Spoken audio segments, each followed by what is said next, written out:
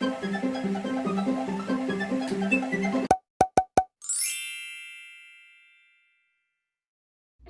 it's Carly May, and welcome back to my channel today, where we talk about all things abiding in Jesus and learning how to live with Him personally, intimately, every single week. As you can see, this week I decided to go for a pink mood.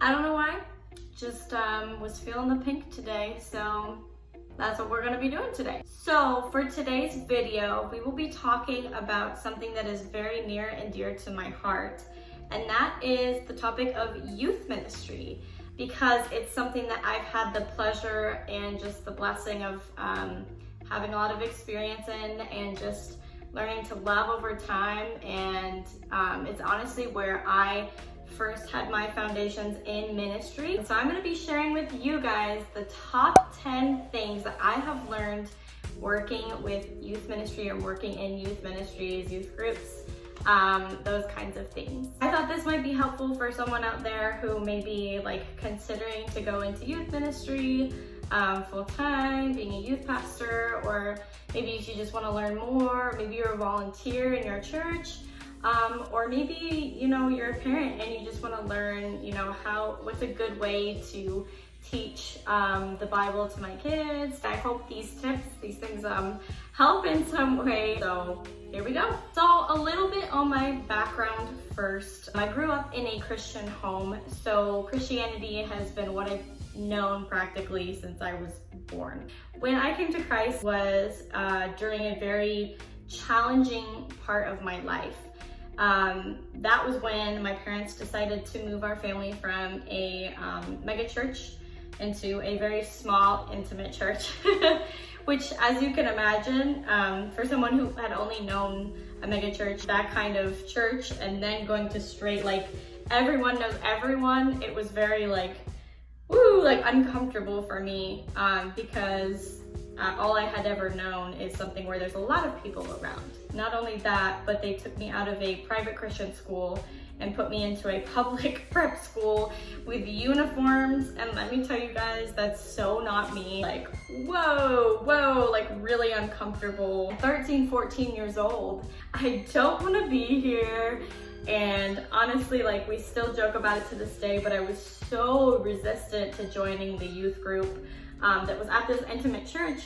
But long story short, it ended up being not only the best change for my family, but the best change for my life, because honestly, that kind of intimacy really challenged me in my faith, and that you know, challenge to be in an environment where I was no longer around a bunch of Christians, I was around people who had very different beliefs than me, really challenged me in my faith and helped me to decide, okay, what do I believe personally? To this day, and I will say this in all honesty, with all of the things that I've experienced and all the youth groups I've been around, and all of the youth events or things in that field that I've done with youth ministry, I can honestly say, hands down, that is still the best youth group that I have ever experienced, because of how incredible that youth ministry was. And you know, because that was a time where I was really growing in my faith, it really started to light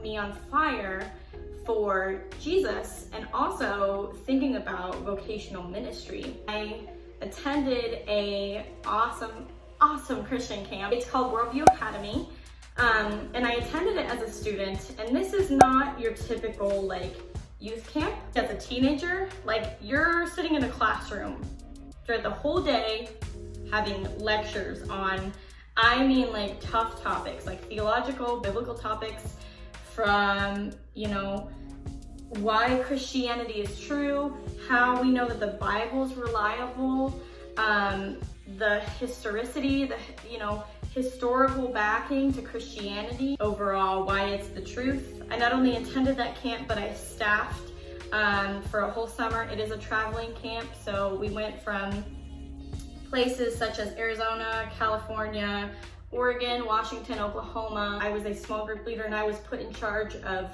a group of teenage girls, either from 12 to like 18.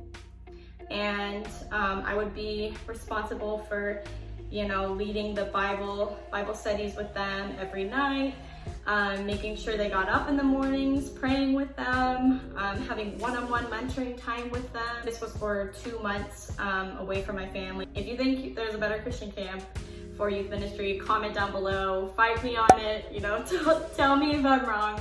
I would love to learn more about what else is out there for youth, as I'm still very passionate about youth ministry, although I'm no longer working as much with youth ministries, as I am trying to just expand my experience in vocational ministry in other places. I specifically remember a moment when we were at the San Diego camp. They just really wanted to learn about Jesus. I thought, you know, I love doing this.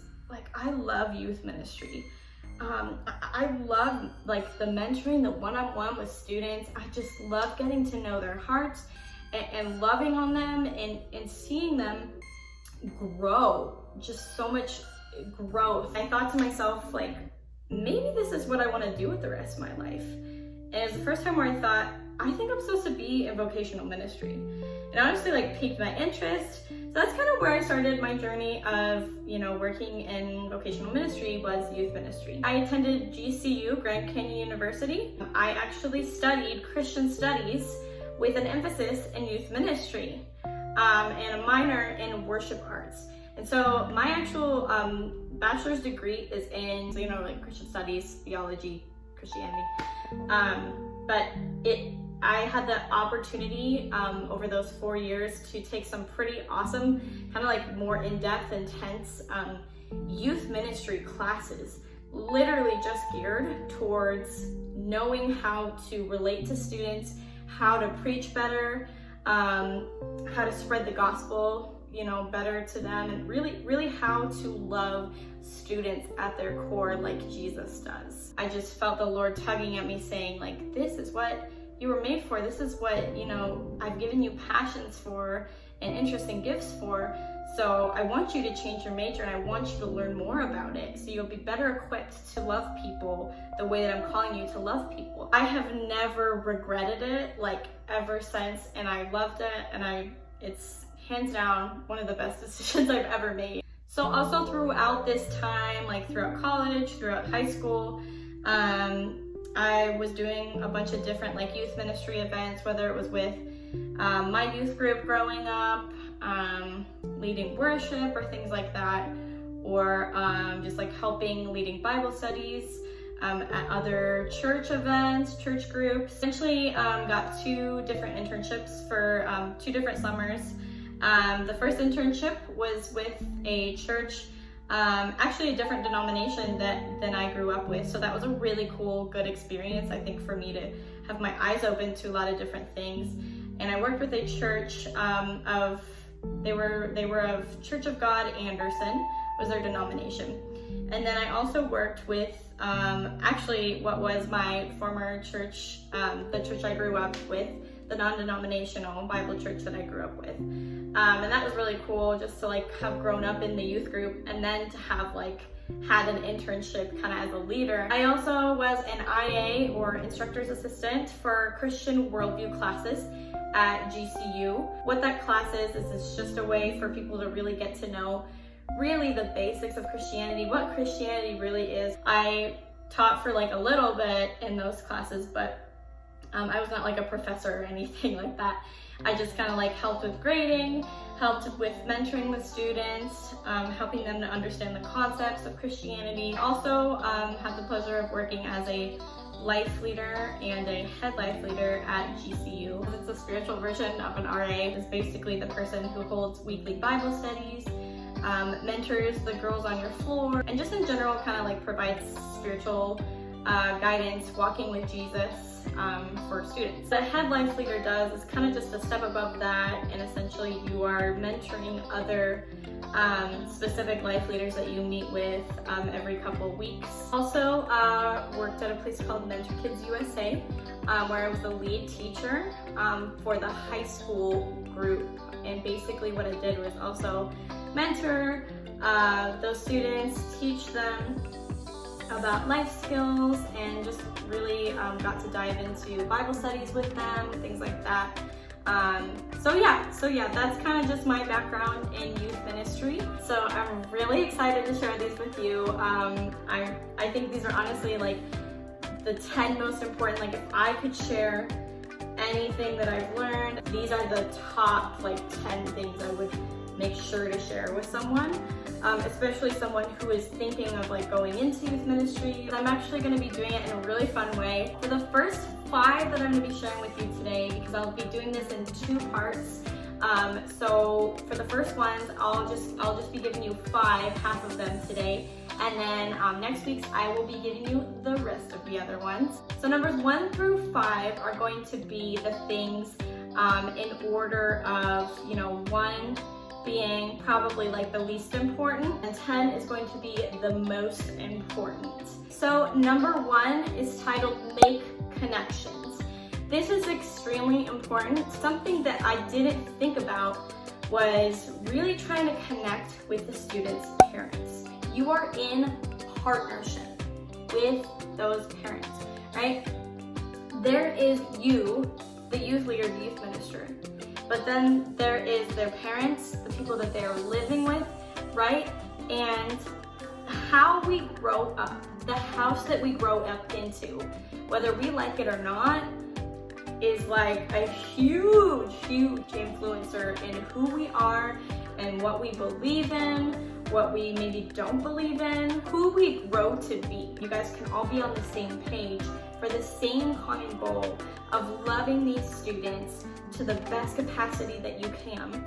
And not only that, but really being able to pour Jesus into them and teach them about Jesus. We are raising adults. We're not raising children, we're raising adults. These are not only, leaders tomorrow, but they're the leaders of today, right here and right now. They don't necessarily always see the impact and the influence that they have, but they have helped them channel how to use that power for good and for Christ and not for bad. If you know that parent well and you have established a good relationship with them, if you're having trouble with that particular student, you can always communicate things and be in communication. When you make those connections, you can make better connections with the students. 2, be a listening ear. That is so important. There are some of these that I put in different rankings just because I feel like they're probably like already been said or like common sense type things. And so that's why this one is like number 2, because I feel like it's a common sense thing, but it still is very, very, very vitally important. You're there to just be there and be a listening ear for teenagers. Even though it's really easy for us to just preach and tell people the truth, sometimes it's not what's needed at the time for that particular student. Students are looking for someone to just listen and understand them. And if they have another adult, preaching at them, just telling them what to do, sometimes that's actually the thing that will really turn them off to Christianity, to you, to the church, right? And so really just anytime, just being a listening ear can only help you. Number 3, knowledge really can be power. That statement, that saying is so true in so many different ways. Really, the more books that you read, biblically speaking, from Christian authors, the Bible, obviously, things like that, the more biblical materials, podcasts, sermons that you listen to, that you read, the better. Because here's what happens, the more that you pour into that and you have those things sink deep within you, the man who meditates on the Word of God day and night, it is like a tree that is rooted and is solid, or is by streams of water, and it is constantly getting nutrients flowed into its veins, into its roots. If you have recommendations yourself, put them in the comments down below. I would love to hear them. Have the Holy Spirit remind you of those things, and to be able to influence others, encourage them. Another part of this point is really to know their world, their culture, their surroundings influence them.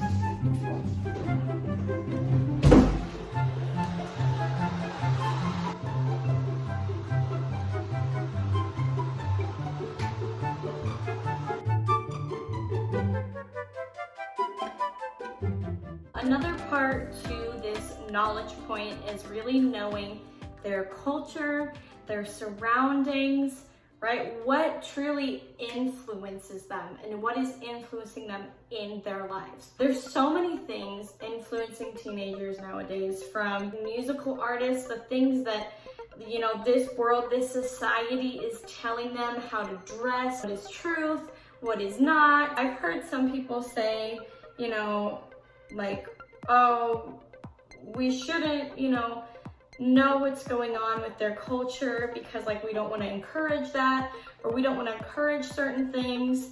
And I would say I completely disagree with that, just because I think that the more that you know, in my experience, the more that you know about their culture, actually the better.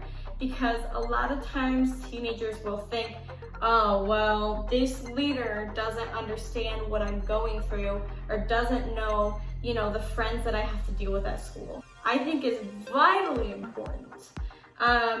You know, I very much agree with the phrase to be in the world, not of it, as a Christian, right? Yes, absolutely. We do not want to look like the rest of this world as believers, because the rest of this world is following things that are not of the Lord. And scripture has made that very clear.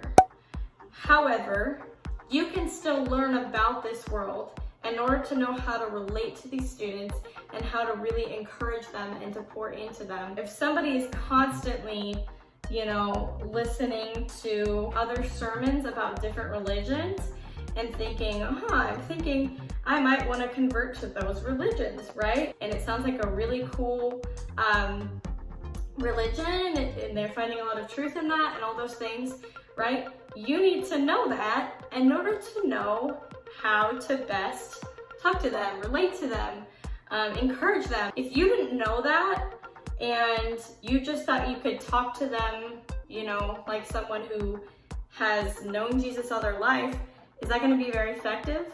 No, it's not. Number 4, the best teaching method that you can ever offer your students is how you live your life.